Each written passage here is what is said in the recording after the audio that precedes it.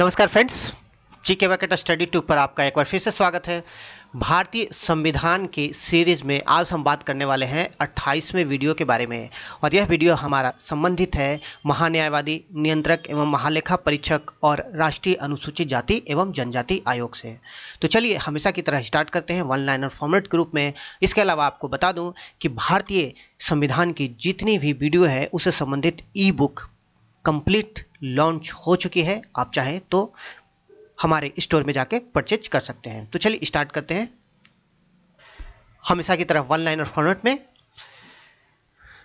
पहला क्वेश्चन है, 1990 में किस संविधान संशोधन अधिनियम के द्वारा अनुसूचित जातियों एवं जनजातियों हेतु एक उच्च स्तरीय बहुसदस्यीय राष्ट्रीय अनुसूचित जाति एवं जनजाति आयोग की स्थापना की गई? तो 1990 में स्थापित की गई थी राष्ट्रीय अनुसूचित जाति एवं जनजाति आयोग, और यह 65वें संविधान संशोधन के द्वारा स्थापित की गई थी। नेक्स्ट क्वेश्चन है, वर्ष 2003 में हुए किस संविधान संशोधन द्वारा अनुसूचित जाति एवं जनजाति आयोग को दो भागों में बांटकर राष्ट्रीय अनुसूचित जाति आयोग एवं राष्ट्रीय अनुसूचित जनजाति आयोग बनाए गए? तो 2003 में अनुसूचित जाति और जनजाति आयोग को विभाजित कर दो अलग अलग आयोग बनाए गए। तो यह संविधान संशोधन था 89वां संविधान संशोधन। यह प्रश्न बहुत इंपॉर्टेंट है। नेक्स्ट क्वेश्चन, किस वर्ष से राष्ट्रीय अनुसूचित जाति आयोग पृथक रूप से अस्तित्व में आया? तो आपको बताना है, और यह वर्ष है वर्ष 2004। नेक्स्ट क्वेश्चन है, संविधान के किस अनुच्छेद के तहत राष्ट्रीय अनुसूचित जाति आयोग की स्थापना की गई? तो यह एक प्रकार से देखा जाए तो किस संविधान के तहत गठित किया गया है, यह यहां पूछा जा रहा है। तो यह अनुच्छेद है अनुच्छेद 338। अगला प्रश्न, संविधान के किस अनुच्छेद के तहत राष्ट्रीय अनुसूचित जनजाति आयोग की स्थापना की गई? अनुच्छेद 338 का। तो इन दोनों अनुच्छेदों को आपको याद रखना है, बहुत ही इंपॉर्टेंट है। और इन्हीं अनुच्छेदों के तहत राष्ट्रीय अनुसूचित जनजाति आयोग और राष्ट्रीय अनुसूचित जाति आयोग की स्थापना हुई है। तो दोनों अनुच्छेदों को आपको याद रखना है। नेक्स्ट क्वेश्चन है, अनुसूचित जनजातियों के कल्याण एवं विकास के कार्यों को गति देने हेतु कब नए जनजातीय मंत्रालय की स्थापना की गई? तो जनजातीय मंत्रालय की जो स्थापना की गई वह 1999 में की गई। नेक्स्ट क्वेश्चन, राष्ट्रीय अनुसूचित जनजाति आयोग के अध्यक्ष एवं सदस्यों की सेवा शर्तें एवं कार्यकाल का निर्धारण किसके द्वारा किया जाता है? तो यह प्रश्न बहुत इंपॉर्टेंट है। तो इनके जो अध्यक्ष होते हैं, इनकी सेवा शर्तों का निर्धारण जो किया जाता है वह राष्ट्रपति के द्वारा किया जाता है। आगे चलते हैं। राष्ट्रीय अनुसूचित जाति आयोग के अध्यक्ष एवं सदस्यों की सेवा शर्तें एवं कार्यकाल का निर्धारण किसके द्वारा किया जाता है? तो यह भी राष्ट्रपति के द्वारा ही किया जाता है। नेक्स्ट क्वेश्चन है, राष्ट्रीय अनुसूचित जाति आयोग का प्रमुख कार्य क्या है? तो इस आयोग का प्रमुख कार्य यह है कि अनुसूचित जातियां जो हैं उनके संवैधानिक संरक्षण से संबंधित सभी मामलों का निरीक्षण एवं अधीक्षण और उनके क्रियान्वयन की समीक्षा करना। तो जैसा कि हम जानते हैं कि संविधान के द्वारा जो अनुसूचित जाति हैं उनको विशेष प्रकार की सुविधाएं दी गई हैं, विशेष प्रकार की रियायतें दी गई हैं। तो उनके संवैधानिक अधिकारों का संरक्षण हो, इससे संबंधित सभी मामलों की देखरेख करना ही इस आयोग का प्रमुख कार्य है।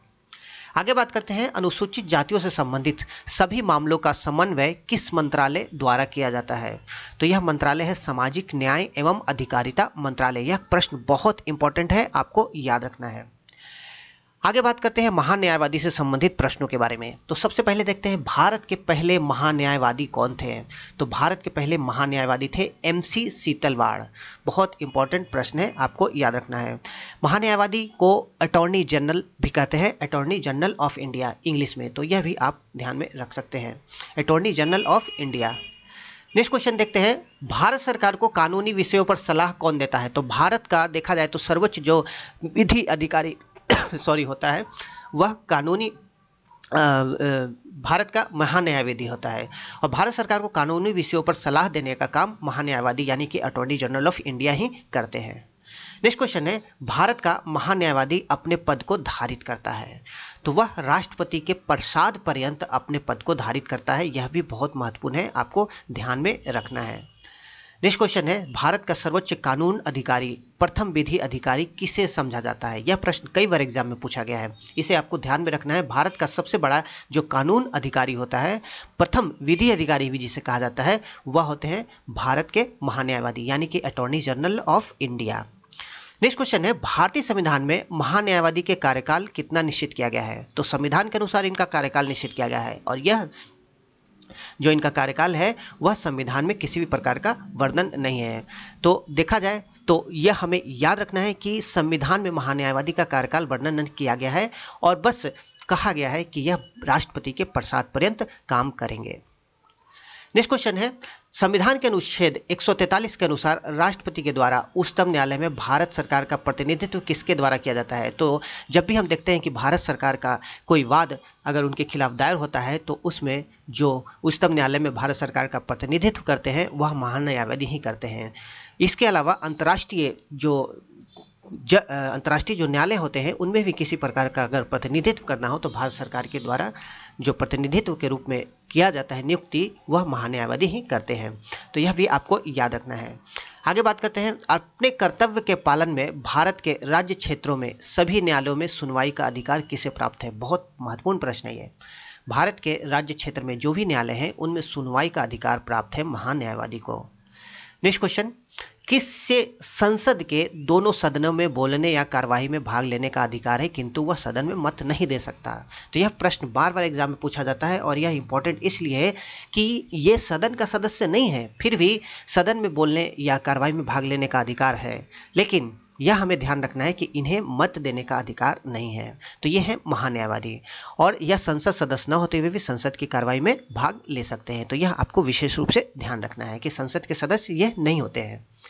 नेक्स्ट क्वेश्चन है, किसकी नियुक्ति भारत के राष्ट्रपति द्वारा होती है और उसमें वही योग्यता होनी चाहिए जो सर्वोच्च न्यायालय के न्यायाधीश की होती है?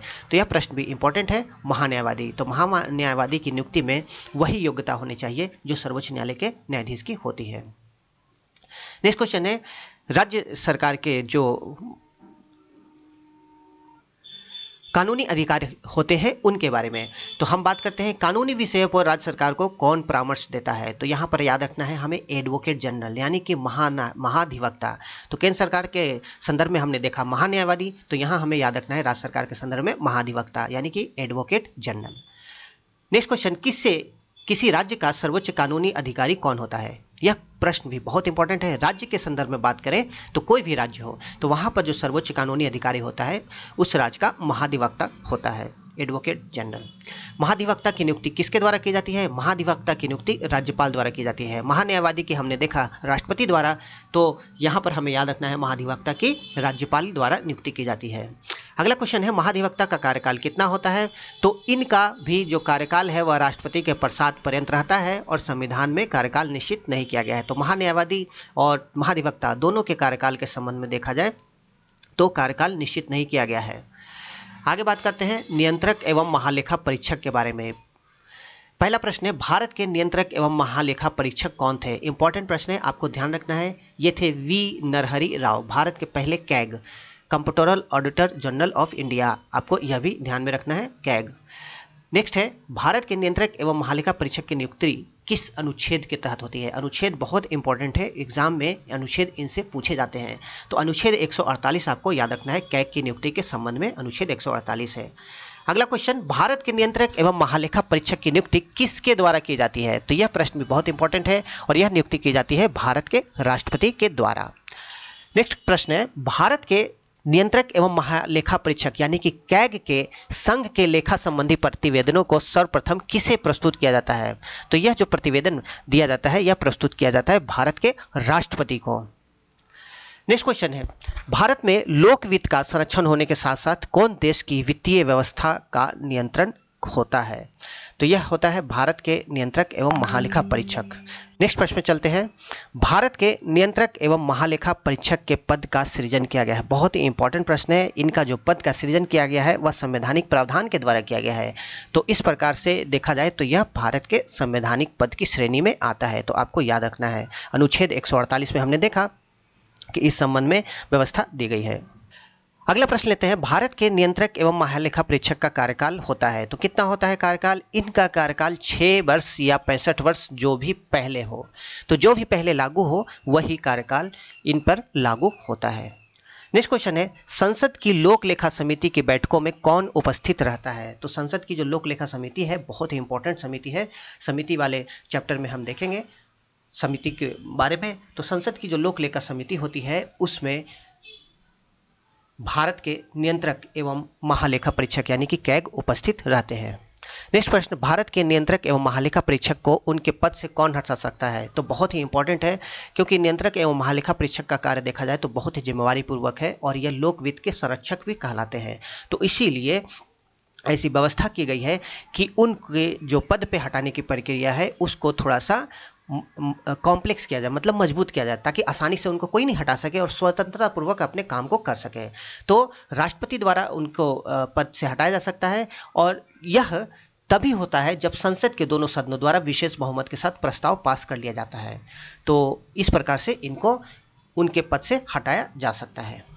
इसके अलावा हमें यह ध्यान रखना है कि भारत के नियंत्रक एवं महालेखा परीक्षक केवल राष्ट्रपति द्वारा संविधान में उल्लिखित कार्रवाई के जरिए ही हटाए जा सकते हैं और यह राष्ट्रपति के प्रसाद पर्यंत नहीं रहता। बहुत इंपॉर्टेंट है, राष्ट्रपति के प्रसाद पर्यंत नहीं रहता, तभी तो ये स्वतंत्रता पूर्वक काम करते हैं।